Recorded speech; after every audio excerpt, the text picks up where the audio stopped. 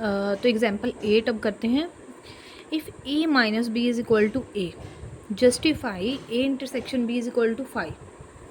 आपको ये दिखाना है कि अगर कंडीशन आपके पास दी है कि a minus B is equal to a है, तो उनका जो इंटरसेक्शन होगा वो 5 के इक्वल होगा, यानी कि एम्प्टी सेट होगा, यानी कि कुछ भी कॉमन उसमें एलिमेंट्स नहीं होंगे। तो इसको हम जैसे इन्होंने एक्सप्लेन किया है सॉल्यूशन में वैसे भी करेंगे और विद एग्जांपल भी प्रूफ करके दिखाएंगे कि ऐसा है।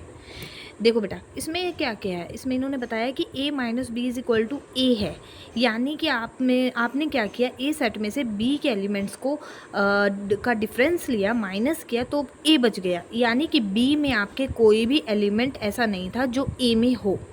ठीक है ना, यानी कि b के एलिमेंट्स और a में कोई भी कॉमन एलिमेंट नहीं था।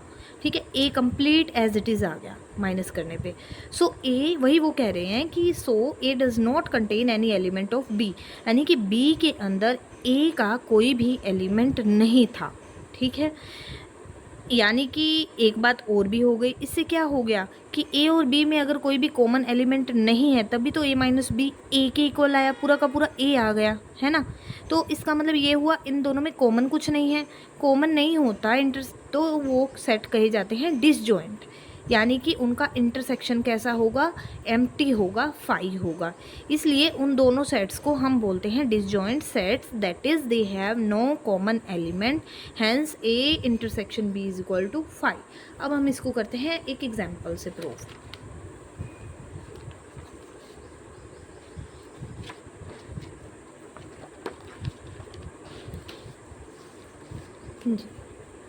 Eighth example, if a minus B is equal to A, हमें प्रूव करना है कि a इंटरसेक्शन b जो है वो होगा 5। ठीक है, हमें ये निकाल के दिखाना है। तो लेट कर लेते हैं हम कि इस कंडीशन के अकॉर्डिंग लेट करोगे कि लेट कर लीजिए कि 1 2 3 है और b सेट है a minus B is equal to A, यानी कि b में कोई भी ये एलिमेंट, इन तीनों में से कोई एलिमेंट नहीं होना चाहिए, तो हम ले लेते हैं 4 और 5। ठीक है, तो अब देखो a माइनस बी अगर मैं निकालूँ, a माइनस बी कुछ भी कॉमन नहीं है, तो क्या आना चाहिए, तो क्या आना चाहिए, हमारा आ गया 1 2 3, कुछ भी कॉमन तो था नहीं, तो एज इट इज़ आ गया, ए में से बी माइनस किया तो 1 2 3, यानी ये है क्या ए, ये हमारी कंडीशन थी गिवन। ठीक है, हमने उसके अकॉर्डिंग ये सेट ले लिए।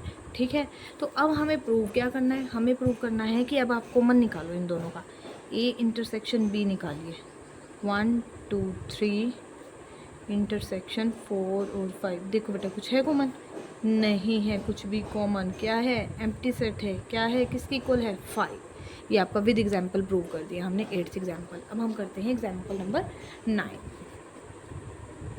ए इज इक्वल टू 1 2 3 4, बी दिया है, सी दिया है, यूनिवर्सल सेट दिया है जिसमें पॉजिटिव इंटीजर्स हैं लेस देन 9, यानी कि आपके आ जाएगी 1 2 3 4 5 6 7 8। तो आप यू भी रेडी कर लीजिए, ए भी ले लीजिए। अब आपको प्रूव क्या करना है, आपको निकालना क्या है, then compute the following, A complement minus B complement, bracket में आपने क्लोज कर दिया, इंटरसेक्शन लेना है B complement minus C complement, यानी सबके कॉम्प्लीमेंट आपको निकालने पड़ेंगे, ए निकाल लीजिए, बी निकाल लीजिए, सी, पहले लेफ्ट हैंड साइड निकालिए, कॉम्प्लीमेंट माइनस बी कॉम्प्लीमेंट करो बेटा। तो 1 2 ए कॉम्प्लीमेंट यानी 1 2 3 4 ए था, इसके कर दीजिए, ये एलिमेंट छोड़ करके यू में बचे हुए सारे लिख दीजिए, वो बचेंगे 5 6 7 8। इसी तरह बी का ले लीजिए 2 4 6 को छोड़ करके, बाकी सब 1 3 5 7 8, 1 2 5। सी के कॉम्प्लीमेंट ले लीजिए, 3 4 6 7 8 आ गया। ठीक है, ये तीनों कॉम्प्लीमेंट निकाल के हमें लेफ़्ट साइड और राइट साइड दोनों का इंटरसेक्शन ले लेना है। ए कॉम्प्लीमेंट बी कॉम्प्लीमेंट आपने निकाला, इन दोनों में देखो माइनस क्या है, डिफरेंस ले लो, इसका डिफरेंस 5 कॉमन है बेटा, 5 छोड़ दोगे, 7 भी है 8 भी है, तो क्या बचा आपका 5 7 8, 5 7 8 तीनों निकल गए, तो इसमें बचा अकेला 6 आ गया आपका ये। अब हम निकालते हैं B complement minus C complement और उसका फिर इंटरसेक्शन इसके साथ। ठीक है, B complement minus C complement, B 1 3 5 7 8 आप निकाल चुके थे, हमने ऊपर सबसे पहले सारे कॉम्प्लीमेंट निकाल लिए थे, तो इस पार्ट में से इसका डिफरेंस ले लो, क्या क्या कॉमन है, 3 भी है इसमें, 3 7 और 8, तो क्या बचा 1 और 5 आ गया इसमें से, ठीक है। ये 3 7 8 इसमें भी है, 3 7 8 5 और 1 और 5 आपका बच गया। तो अब इन दोनों का इंटरसेक्शन कर लो। 6 और 1 5 का इंटरसेक्शन कुछ नहीं होता, कुछ भी कॉमन नहीं है ना, तो क्या आ जाएगा एम्प्टी सेट यानी कि 5। इसी तरह हम सेकंड पार्ट में निकालते हैं। उसमें आपको क्या दिया गया है, सेकंड पार्ट में दिया गया है ए यूनियन बी कीजिए और बी यूनियन सी का डिफरेंस लेना है, कॉम्प्लीमेंट का डिफरेंस। ए यूनियन बी कर लेते हैं, बी यूनियन सी, फिर बी यूनियन सी का कॉम्प्लीमेंट। ए यूनियन बी 1 2 3 4 2 4 6 1 2 3 4 ये आ गए दोनों, तो ये साथ में 6 आ गया। बी यूनियन सी 1 2 4 5 6 ये आ गया। अब इसका आपको कॉम्प्लीमेंट भी लेना है, 1 2 4 5 6 का यहाँ आ जाएगा 3, एक बचा 7 और एक बचा 8, ठीक है, यू में से। तो अब इन दोनों का लिखना है डिफरेंस, इन दोनों का डिफरेंस। तो कर दीजिए 1 2 3 4 6 और 3 7 8 डिफरेंस लो बेटा। इसमें देखो कुछ कॉमन आ रहा है, 3 आ रहा है, बस 3। तो क्या बचे 1 2, जिसमें से डिफरेंस लेना है उसके बचे हुए एलिमेंट लिखने हैं जो दूसरे के साथ कॉमन थे उसको छोड़ करके। तो 3 हमने माइनस कर दिया और कुछ नहीं, तो बचा 1 2 4 6, ये आपका आंसर आ गया। अब करते हैं example 10। Let U be the set of all triangles in a plane. ठीक है जी, यू हमारी यूनिवर्सल सेट है जिसमें हर टाइप की आइसोसेलेस आएंगे, आपकी इक्विलेटरल आएंगी, ठीक है, स्केलन आएंगी, सब आ जाएंगे ट्रायंगल्स आपके। If A is a set of all triangles with at least one angle different from the 60, यानी कि तीनों एंगल्स में से कम एक एंगल ऐसा होना चाहिए जो 60 ना हो। देन फाइंड ए कॉम्प्लीमेंट, और इसके बाद आपका ए कॉम्प्लीमेंट लेना है, ठीक है। तो वैसे आपको समझ आ जाना चाहिए कि हम जब कॉम्प्लीमेंट लेना होता है तो जो हमें दिया गया है ए में उसके साथ नोट लगा दो, ठीक है। तो हम पहले यू लिखते हैं set of all triangle with at least one angle different from 60 degree. तो आपका ए सेट आप प्रिपेयर कीजिए, set of all triangles with 1 2 और ऑल 3 एंगल्स डिफरेंट, यानी कि कम से कम एक बोला है ना, तो एक भी हो सकता है, दो भी हो सकते हैं, या तीनों भी हो सकते हैं एंगल, ठीक है। कम से कम जब बोलते हैं तो उसके साथ आप क्या करते हो, वो कंडीशन के साथ जितनी भी ज़्यादा पॉसिबल हो सकती हैं वो सब कंडीशन, यानी कि कम से कम एक एंगल बोला है तो एक भी हो सकता है, दो भी हो सकते हैं, तीनों एंगल भी हमारे 60 से डिफरेंट हो सकते हैं। तो कॉम्प्लीमेंट में क्या आएगा, x is such that x belongs to u और x does not belongs to a। आपने x ऐसा लेना है, x आपका u से बिलोंग करेगा, इसमें इसके जो एलिमेंट्स आएंगे उसमें क्या होगा कि वो सारे के सारे एलिमेंट आपके u से u से बिलोंग होंगे, लेकिन a से बिलोंग नहीं होंगे, तभी तो वो नोट आ रहा है, डज नॉट आ जाता है ना, ठीक है। तो ये हमारा बन गया। तो एक complement is equal to set of triangles who no angle different from, इसमें क्या था 1 2 3, तीनों एंगल भी डिफरेंट हो सकते हैं, जिसमें कोई भी एंगल डिफरेंट ना हो। इसमें कम से कम एक बोला है, दो भी हो सकते हैं, तीन भी। इसमें बोल दिया हमने तीनों में से कोई भी एंगल 60 नहीं होना चाहिए, विद नो एंगल, ठीक है। यहाँ 1 एंगल, यहाँ लिख दिया हमने नो एंगल, कोई भी एंगल ना हो। Set of triangles with all 3 angles 60 degree, set of all equilateral triangle, ठीक है।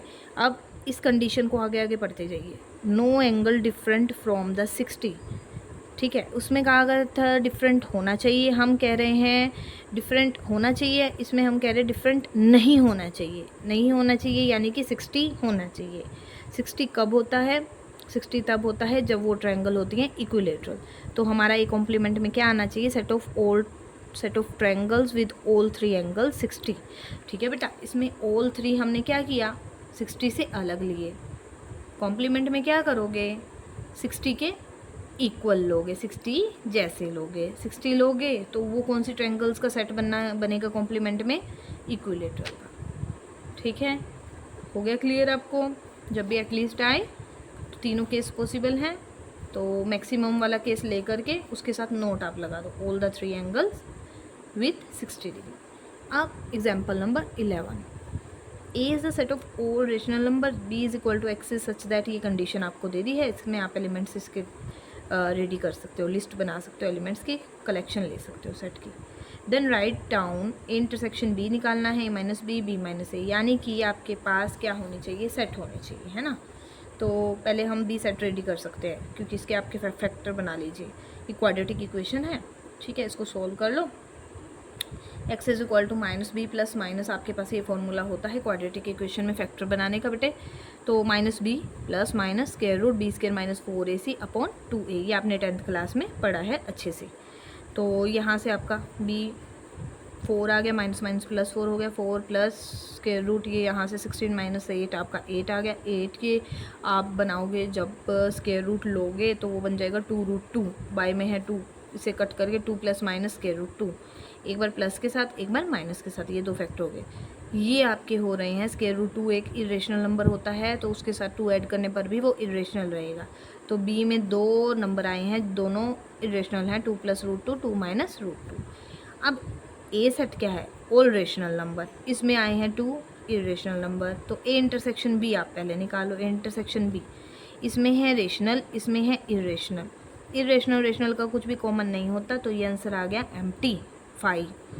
अब A minus B set of all, ठीक है, जैसे ए इंटरसेक्शन बी 5 हो गया हमारा, इस तरह ए माइनस बी, ए यानी कि set of rational numbers, B यानी कि set of 2 irrational number.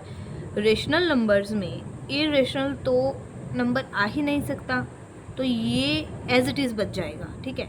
Irrational minus करोगे रेशनल में से, जैसे इवन में से आप ओड माइनस करो, 2 4 6 में 1 3 5 7 कभी आएगा ही नहीं, दोनों में कॉमन कुछ नहीं होगा, है ना।